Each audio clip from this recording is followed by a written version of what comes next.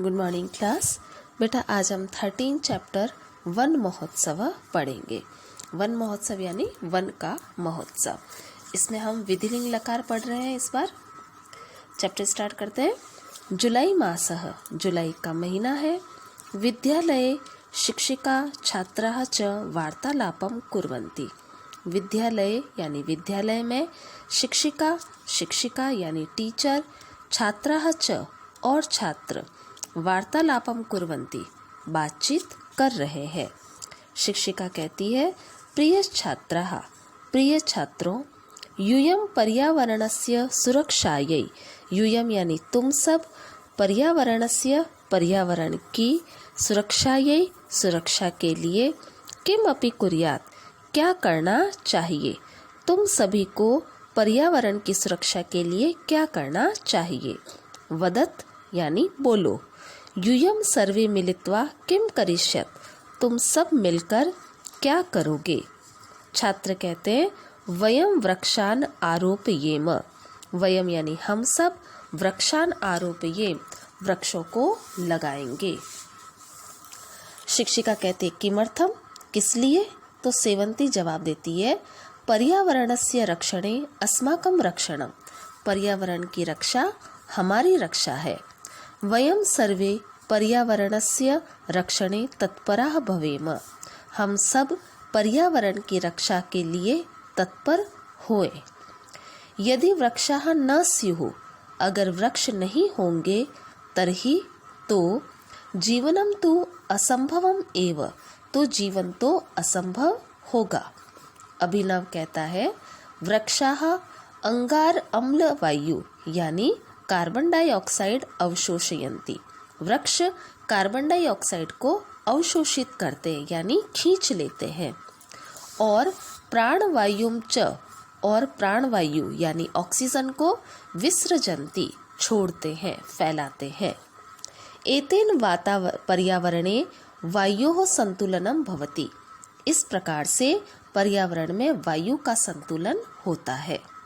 हेमंत कहता है, अतः वयं सर्वेषु कार्यालयेषु, इसलिए हम सभी को सभी कार्यालयेषु कार्यालयों में, संस्थानेषु संस्थानों में, विद्यालयेषु विद्यालयों में, गृहेषु च और घरों में, वृक्षाणां वनानां च संरक्षणाय, वृक्षों की और वनों की संरक्षण के लिए वन महोत्सव आयोजयेम, वन महोत्सव का आयोजन करना चाहिए।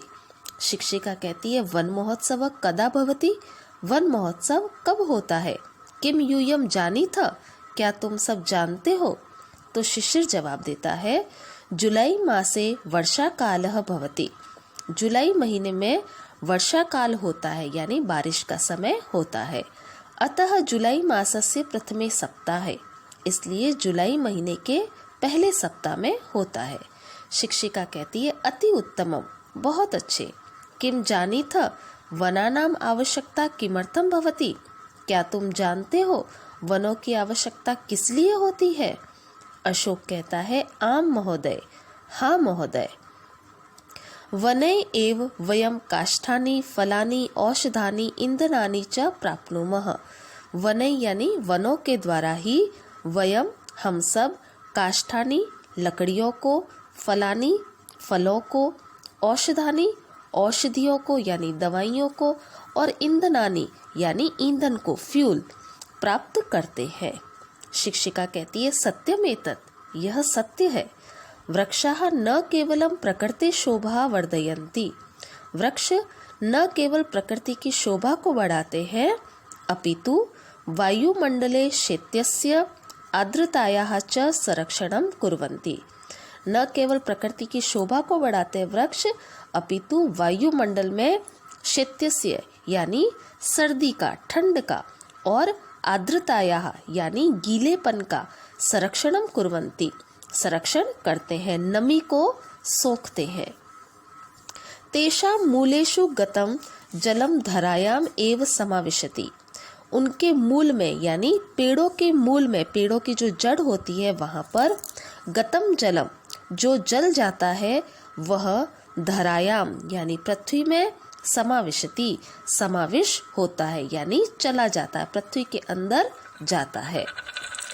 यत्र घनानि वनानि भवन्ति, जहाँ घने वन होते हैं, तत्रैव वहाँ पर मेघा अपि आधिक्येन वर्षन्ति, वहाँ बादल भी अधिक रूप से वर्षा करते हैं।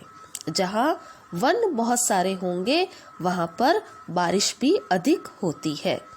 वसंत कहता है तरहि वयम, तो हम सबको प्लास्टिक स्यूतानाम, प्लास्टिक थैलों का, अन्य अवकरणाम अपि, अन्य कचरों का, अवकरम यानी जो कचरा होता है, बचा हुआ जो कचरा होता है उसका, निषेधम कुर्याम, उसका भी निषेध करना चाहिए यानी रोकना चाहिए। येन अस्माकं भूमि स्वच्छा भवे, जिससे हमारी भूमि स्वच्छ होगी। किससे? अगर हम प्लास्टिक थैलों का और दूसरे जो कचरे होंगे उनको अगर रोक दें तो हमारी पृथ्वी स्वच्छ होगी। भविष्ये अपि वयम शुद्ध जलेन वायुना च वंचिता न भवे, भविष्य अपि और भविष्य में भी हम सब शुद्ध जलेन, शुद्ध जल से, वायुना च और वायु से वंचित नहीं होंगे यानी कि उससे उसकी कमी हमें कभी नहीं होगी। चलन्तु सर्वे, तो चलो, वयम मिलित्वा वृक्षारोपणम कुर्याम, हम सब मिलकर वृक्षारोपण करते हैं। सर्वे विद्यालयस्य क्रीडांगणम गच्छन्ति, सभी विद्यालय के क्रीडांगण में जाते, क्रीडांगण यानी खेल के मैदान में जाते हैं। शिक्षिका कहती है वयम सर्वे विभिन्नेषु गणेषु विभाजिता भवेम, हम सब विभिन्नेषु गणेषु, अलग अलग गणों में, अलग अलग ग्रुप में विभाजित हो जाते हैं। क्रीडांगणम परितः, मैदान के चारों ओर, परितः यानी चारों ओर, पादपान वृक्षान च, पौधों को और पेड़ों को आरोपये, लगाना चाहिए। मालती, लते, अशोक, ये 3 बच्चों के नाम लेके बोले हैं कि मालती, लता और अशोक यूयम तरण तालस्य समीपम गच्छेत, तुम सब तरण ताल यानी तालाब के किनारे के पास जाओ। भो सरबजीत, सरबजीत को आवाज दी है तुम जल व्यवस्था चिंतिए, तुम जल की व्यवस्था के बारे में सोचो। रोजी कहती है महोदय अहम विवेकेन खालिदया मानसेन च सह खनित्रेण गर्तान करिष्यामि, रोजी कहती है कि मैं विवेक के, खालिद के और मानस के साथ मिलकर खनित्रेण, खनित्रेण यानी खुरपी से खड्डे करती हूँ। शिक्षिका कहती है अस्तु यानी ठीक है। भो राजीव, सुनो राजीव, सरबजीत इदानीम यावत न आगच्छत, सरबजीत अभी तक नहीं आया है। त्वम गत्वा पश्ये, तुम्हें जाकर देखना चाहिए। नेहा कहती है अहम अश्वत्थ, कदली, अशोक, तुलसी पादपान आरोपयेन, मैं अश्वत्थ यानी कि पीपल के, कदली केले के, अशोक और तुलसी के पौधे को लगाती हूँ। सर्वे प्रसन्नतया पादपानाम आरोपणम कुर्वन्ति, सभी प्रसन्नता से पौधे लगाते हैं। शिक्षिका कहती है वयम सर्वे मिलित्वा पादपान आरोपणम अकुर्म, हम सबने मिलकर पौधे लगाए।